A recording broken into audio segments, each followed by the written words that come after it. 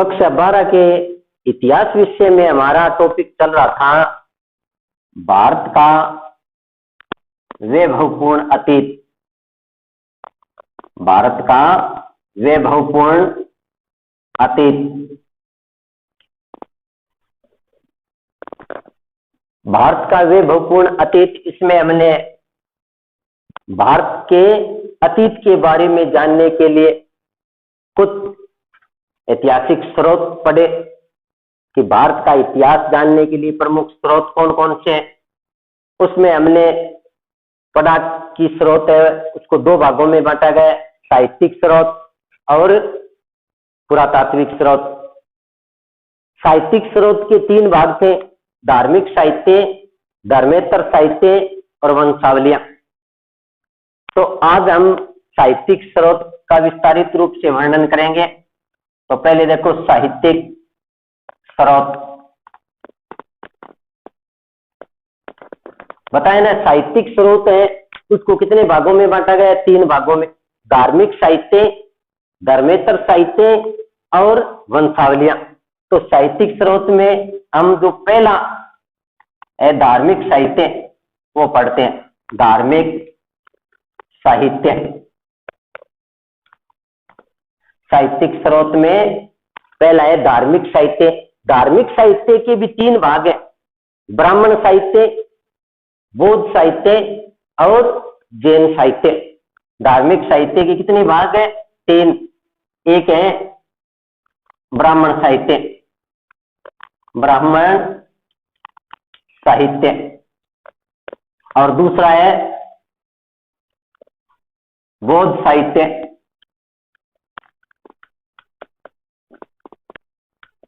और तीसरा है जैन साहित्य। तो देखो सबसे पहले ब्राह्मण साहित्य। देखो ब्राह्मण साहित्य, देखो हम पढ़ रहे हैं साहित्यिक स्रोत। साहित्यिक स्रोत को कितने भागों में बांटा गया? तीन भागों में, धार्मिक साहित्य, धर्मेतर साहित्य और वंशावलियां। तो हमने सबसे पहले शुरुआत की है धार्मिक साहित्य की। अब धार्मिक साहित्य के भी तीन भाग हैं, ब्राह्मण साहित्य, बौद्ध साहित्य और जैन साहित्य, जिसमें सबसे पहले हम पढ़ते हैं ब्राह्मण साहित्य। ब्राह्मण साहित्य में जो सबसे प्राचीन ग्रंथ है वो है वेद। ब्राह्मण साहित्य के सबसे प्राचीन ग्रंथ क्या है? वेद। सबसे प्राचीन ग्रंथ वेद है।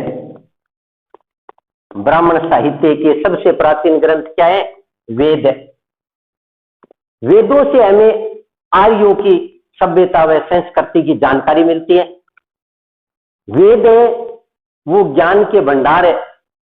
वेदों से हमें बहुत सा ज्ञान मिलता है। वेदों की कुल संख्या कितनी है? 4। वेदों की संख्या 4 है, यानी वेद कितने कुल? 4। वेदों की संख्या 4 है। देखो कौन कौन सी है वो 4 वेद। पहला है ऋग्वेद। ऋग्वेद, सामवेद, यजुर्वेद और अथर्ववेद। अथर्ववेद। वेदों की कुल संख्या कितनी है? 4। यानी ब्राह्मण साहित्य में सबसे प्राचीन ग्रंथ वेद है। ब्राह्मण साहित्य में सबसे प्राचीन ग्रंथ है वेद है। वेदों से हमें आर्य सभ्यता व संस्कृति की जानकारी मिलती है। वेद ज्ञान के भंडार है। वेदों में बहुत सारा ज्ञान भरा हुआ है। वेदों की कुल संख्या कितनी है? 4 है। कौन कौन से? ऋग्वेद, सामवेद, यजुर्वेद, अथर्ववेद। सबसे पहले देखो ऋग्वेद। ऋग्वेद सबसे प्राचीन वेद ऋग्वेद है। ऋग्वेद क्या है? सबसे प्राचीन वेद। सबसे प्राचीन वेद ऋग्वेद है। सबसे प्राचीन वेद है ऋग्वेद। क्या है? सबसे प्राचीन वेद है। सबसे पुराना वेद कौन सा है? ऋग्वेद है। ऋग्वेद जिसमें 10 मंडल है। ऋग्वेद में कितने मंडल है? 10 मंडल है। 1028 सूक्त है। ऋग्वेद में कितने मंडल है? 10 मंडल है और 1028 क्या है? सूक्त है। ऋग्वेद की रचना छंदों में की गई है। किसमें रचा गया? ये छंदों में, छंदों में रचा गया। ये तो क्या है? ऋग्वेद। यानी हमने ऋग्वेद के बारे में पढ़ा तो ऋग्वेद सबसे प्राचीन वेद है। ब्राह्मण साहित्य में सबसे प्राचीन ग्रंथ वेद है और उन वेदों में सबसे पुराना वेद कौन सा है? ऋग्वेद है। ऋग्वेद में 10 मंडल है, 1028 है, सूक्त है। ऋग्वेद की रचना छंदों में की गई है। ऋग्वेद किस में रचा गया? छंदों में रचा गया। दूसरा वेद देखो, दूसरा वेद है वो देखो सामवेद। इसमें आर्यों द्वारा गाई जाने वाली सामग्री का वर्णन किया गया। सामवेद में क्या है? इसमें आर्यों द्वारा गाई जाने वाली सामग्री है।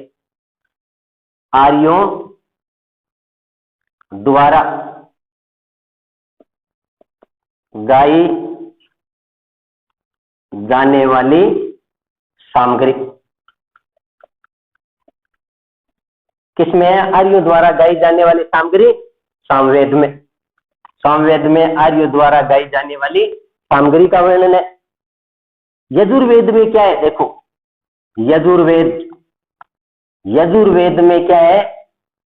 यज्ञ व कर्म कांडों का वर्णन है। यजुर्वेद में क्या है? यजुर्वेद में यज्ञ व यज्ञों से संबंधित विवरण इसमें। यजुर्वेद में यज्ञों से संबंधित विवरण है। और चौथा है अथर्ववेद। अथर्ववेद, अथर्ववेद में बहुत से विषय शामिल किए गए। अथर्ववेद बताया जाता है इसकी रचना किसने की? अथर्वा ऋषि ने। अथर्वा ऋषि ने की। अथर्वा ऋषि ने की अथर्ववेद। इसकी रचना किसने की? अथर्वा ऋषि ने इसकी रचना की। अथर्ववेद की रचना अथर्वा ऋषि ने की। इसमें देखो इसमें कई विषय शामिल है। इसमें एक तो है ब्रह्म ज्ञान, ब्रह्म ज्ञान है। इसमें धर्म निष्ठा, इसमें ब्रह्म ज्ञान, धर्म निष्ठा और औषधि प्रयोग, औषधि प्रयोग, शत्रुओं का दमन, शत्रुओं का दमन, तंत्र मंत्र आदि विषय शामिल है इसमें। तंत्र मंत्र आदि विषय इसमें शामिल है। तो ये ब्राह्मण साहित्य में सबसे प्राचीन ग्रंथ है वेद। वेदों की संख्या 4 है। इसमें ऋग्वेद, सामवेद, यजुर्वेद, अथर्ववेद। 4 वेद कौन कौन से है? ऋग्वेद, सामवेद, यजुर्वेद, अथर्ववेद। ऋग्वेद सबसे प्राचीन वेद है जिसमें 10 मंडल है, 1028 है, सूक्त है, छंदों में इसकी रचना की गई। सामवेद में क्या है? आर्यों द्वारा गाई जाने वाली सामग्री, संगीत से संबंधित है। आर्यों द्वारा गाई जाने वाली सामग्री का वर्णन सामवेद में। यजुर्वेद में यज्ञों से संबंधित विवरण है। जो यज्ञ है उनसे संबंधित बातें यजुर्वेद में। अथर्ववेद ये सबसे पुराना वेद, सॉरी सबसे पुराना वेद ऋग्वेद और सबसे अंत में आधुनिक वेद अथर्ववेद, लास्ट का वेद अथर्ववेद है। इसकी रचना किसने की है? अथर्वा ऋषि ने। इसकी रचना है वो किसने की है? अथर्वा ऋषि ने इसकी रचना की। इसमें कई विषय शामिल है। ये अथर्वा ऋषि है अथर्वा। इसमें ब्रह्म ज्ञान, धर्म, समाज निष्ठा, औषधि प्रयोग, शत्रुओं का दमन, तंत्र मंत्र आदि विषय शामिल है। इसमें कई विषय शामिल है, जिसमें ब्रह्म ज्ञान, धर्म, समाज निष्ठा, औषधि प्रयोग, शत्रुओं का दमन, तंत्र मंत्र आदि। तो ये तो है वेदों से संबंधित, ब्राह्मण साहित्य में वेदों से संबंधित बातें। अब ब्राह्मण साहित्य आगे और देखो। अब ब्राह्मण साहित्य में आगे देखो कि प्रत्येक वेद के 4 भाग है। प्रत्येक वेद के कितने भाग है? 4 भाग है। प्रत्येक वेद के 4 भाग है। कौन कौन से है वो 4 भाग? संहिता, ब्राह्मण, आरण्यक और उपनिषद।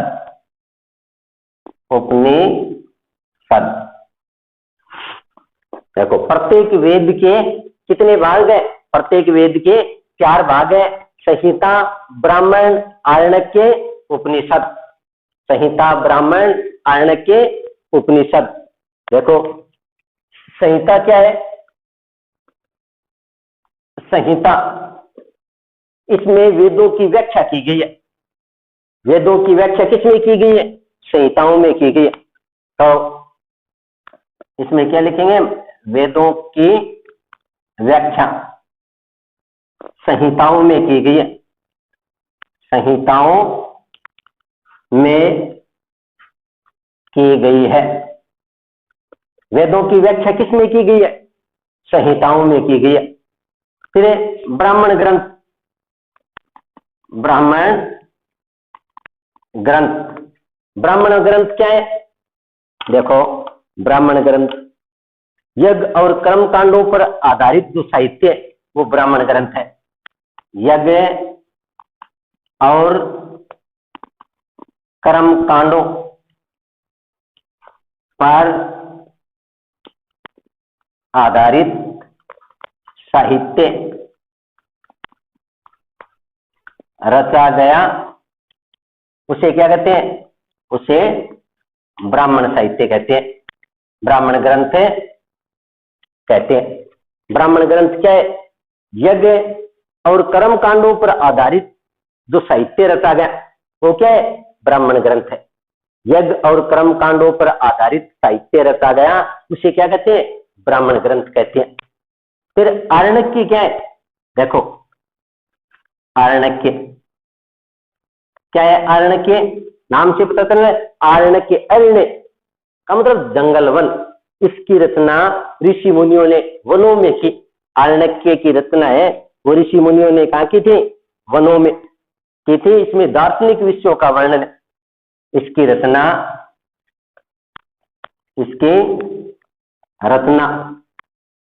ऋषियों ने कहा कि वनों में, ऋषियों ने वनों में की थी। इसकी रचना ऋषियों ने कहा की थी? वनों में। और इसमें कौन सी विषय शामिल है? इसमें दार्शनिक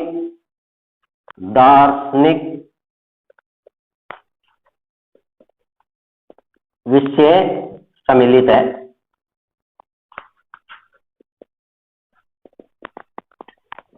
कौन से विषयों का वर्णन है इसमें? दार्शनिक विषयों का। दर्शन प्लस से इक से क्या बना है? दर्शन प्लस इक से क्या बना है? दार्शनिक। इसमें दार्शनिक विषयों का विवरण दिया गया है। फिर उपनिषद, जिसमें गूढ़ विषय शामिल है। उपनिषद में क्या है? गूढ़ विषयों का वर्णन है। नैतिक आचरण नियमों की जानकारी है। इसमें गूढ़ विषय व नैतिक नियमों की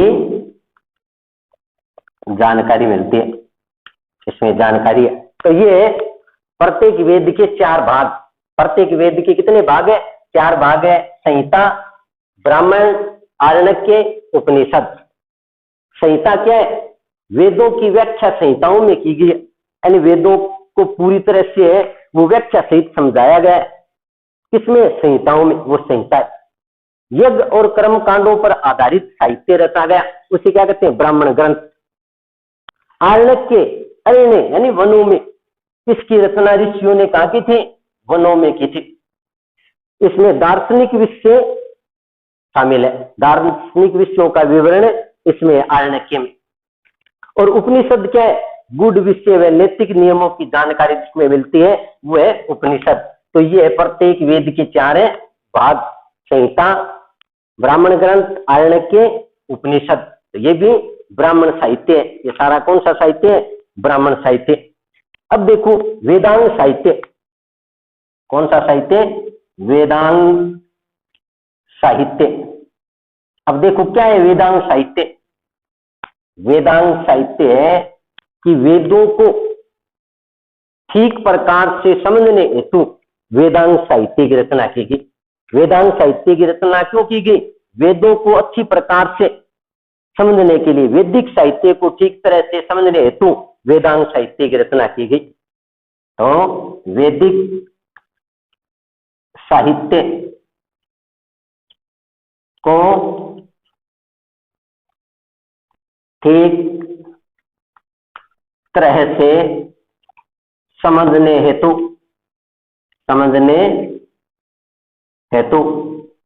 वेदांग साहित्य की रचना की गई। वेदांग साहित्य क्या है? वैदिक साहित्य को ठीक तरह से समझने हेतु वेदांग साहित्य की रचना की गई। वेदांग साहित्य की रचना की गई। और ये 6 वेदांग साहित्य की कुल संख्या कितनी है? वेदांग कितने है कुल? कुल 6। कुल कितने? 6। देखो कौन कौन सी है 6? शिक्षा, कल्प, व्याकरण, निरुक्त, छंद और कथा है ज्योतिष। तो ये 6 क्या है? वेदांग साहित्य। तो देखो वेदांग साहित्य क्या है? वैदिक साहित्य, उसको अच्छी प्रकार से ठीक तरह से समझने हेतु वेदांग साहित्य की रचना की गई। वैदिक साहित्य को ठीक तरह से समझने हेतु वेदांग साहित्य की रचना की गई। वेदांग साहित्य कुल कितने वेदांग? 6। शिक्षा, कल्प, व्याकरण, निरुक्त, छंद, ज्योतिष। तो ये सारा भी क्या है? ब्राह्मण साहित्य। प्रत्येक वेद के 4 भाग है, ये ब्राह्मण साहित्य के अंतर्गत आता है। फिर वेदांग साहित्य, तो कुल वेदांग ये 6, ये सारा ब्राह्मण साहित्य। अब आगे और देखो ब्राह्मण साहित्य में 4 उपवेद है। 4 उपवेद है, यानी 4 तो हमने वेद पढ़े, ऋग्वेद, सामवेद, यजुर्वेद, अथर्ववेद। 4 उपवेद है। 4 क्या है? उपवेद, यानी वो तो है वेद और ये उपवेद। इसमें देखो एक है आयुर्वेद,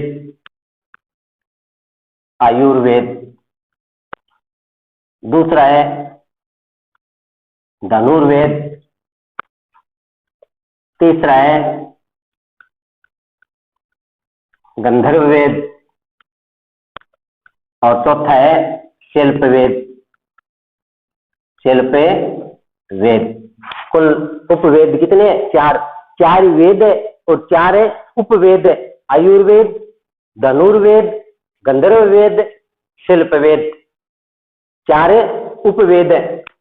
तो इन 4 उपवेदों से हमें क्या क्या जानकारी मिलती है? देखो, जिनसे इन चारों से जिनसे हमें चिकित्सा,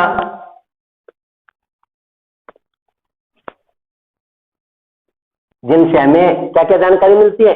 जिनसे चिकित्सा, वास्तुकला, संगीत व सैन्य विज्ञान की जानकारी मिलती है। चिकित्सा, वास्तुकला और सैन्य विज्ञान और संगीत की जानकारी मिलती है। जानकारी मिलती है,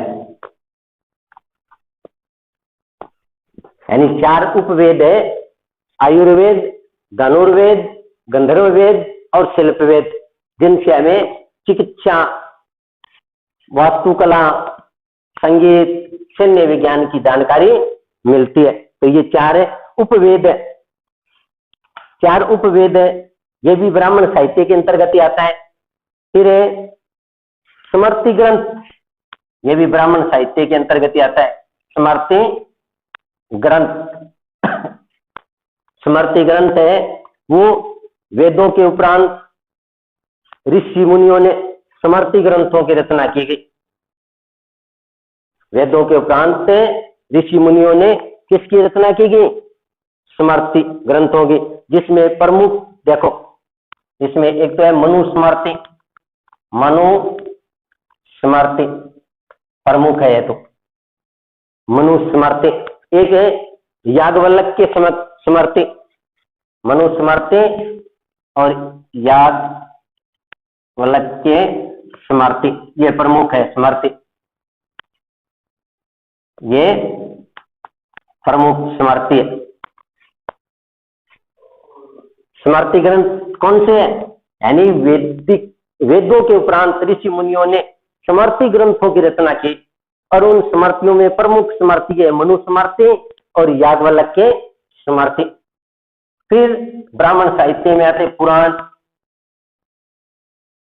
पुराण भी ब्राह्मण साहित्य के प्रमुख ग्रंथ है। पुराणों से भी हमें बहुत सी जानकारी मिलती है। पुराणों की संख्या कितनी है? पुराणों की संख्या 18 मानी गई। पुराणों की संख्या 18 है। कितनी है पुराणों की संख्या? 18। जिसमें देखो प्रमुख पुराण देखो, जैसे मार्कंडेय पुराण, भागवत पुराण, वायु पुराण, विष्णु पुराण, मत्स्य पुराण, ये पुराणों के नाम है। पुराण है वो क्या है? भारतीय संस्कृति के ऐतिहासिक ग्रंथ है, जिससे हमें बहुत सी जानकारी मिलती है।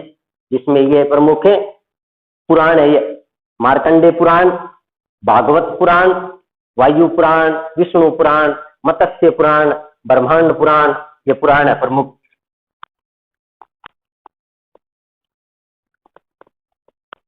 बड़े महान पुराण, ये प्रमुख पुराण है। और इसमें सबसे प्राचीन क्या है? मत्स्य पुराण। मत्स्य पुराण सबसे पुराना है। सबसे पुराना कौन सा पुराण है? मत्स्य पुराण। तो ये पुराण क्या है? वो प्राचीन काल के इतिहास ग्रंथ है। और पुराणों की संख्या कितनी है? 18। जिसमें प्रमुख पुराण ये मार्कंडेय पुराण, भागवत पुराण, वायु पुराण, विष्णु पुराण, मत्स्य पुराण, ब्रह्मांड पुराण, तो ये प्रमुख पुराण है। इसमें मत्स्य पुराण सबसे पुराना है, सबसे प्राचीन। हम भारत का वैभवपूर्ण इतिहास ये पाठ पढ़ने की शुरुआत की, उस समय हमने एक लाइन पढ़ी ना कि विष्णु पुराण में एक बात का उल्लेख है कि सागर के उत्तर में और बर्फीले प्रदेश के दक्षिण में जो प्रदेश स्थित है उसका नाम भारतवर्ष है। हम सभी भारतीय उसके संतान है। ये कौन से पुराण में लिखी हुई थी? विष्णु पुराण में। तो ये पुराण है। पुराणों की संख्या कितनी है? 18।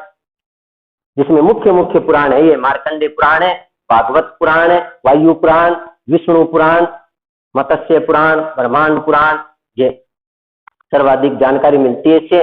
और पुराणों के 5 विषय, इन पुराणों में कितने विषय शामिल किए गए? 5। पुराणों के 5 विषय, 5 विषय है। पुराणों के कितने विषय है? 5। तो पुराणों के 5 विषय कौन कौन से है? देखो, इसमें 5 विषय है: सर्ग, प्रतिसर्ग, मनवंतर, वंश, वंशानुचरित, ये 5 विषय, ये पुराणों के 5 विषय। प्रश्न बनता है कि पुराणों के कितने विषय? तो पुराणों के प्रमुख 5 विषय, जिसमें सर्ग, प्रतिसर्ग, मनवंतर, वंश, वंशानुचरित। तो ये सारा क्या है? ब्राह्मण साहित्य। तो हम पढ़ रहे थे साहित्यिक स्रोत। साहित्यिक स्रोत के बताए ना 3 भाग है: ब्राह्मण साहित्य, बौद्ध साहित्य और जैन साहित्य, जिसमें हमारा ये ब्राह्मण साहित्य पूरा हुआ है। ब्राह्मण साहित्य में इतने ग्रंथ आते जिससे हमें भारतीय इतिहास की जानकारी मिलती है। ब्राह्मण साहित्य में हमने पढ़ा वेद। वेद सबसे प्राचीन है। वेदों की संख्या कितनी है? 4: ऋग्वेद, सामवेद, यजुर्वेद, अथर्ववेद। वेदों के 4 अंग भाग है: संहिता, ब्राह्मण, आरण्यक, उपनिषद। फिर वेदों के उपरांत वेदांग साहित्य, यानी वैदिक साहित्य को ठीक प्रकार से समझने तो वेदांग साहित्य की रचना की गई। और वेदांग कितने हैं? 6: शिक्षा, कल्प, व्याकरण, छंद, निरुक्त, ज्योतिष। ये छंद ना 6 क्या है? वेदांग साहित्य।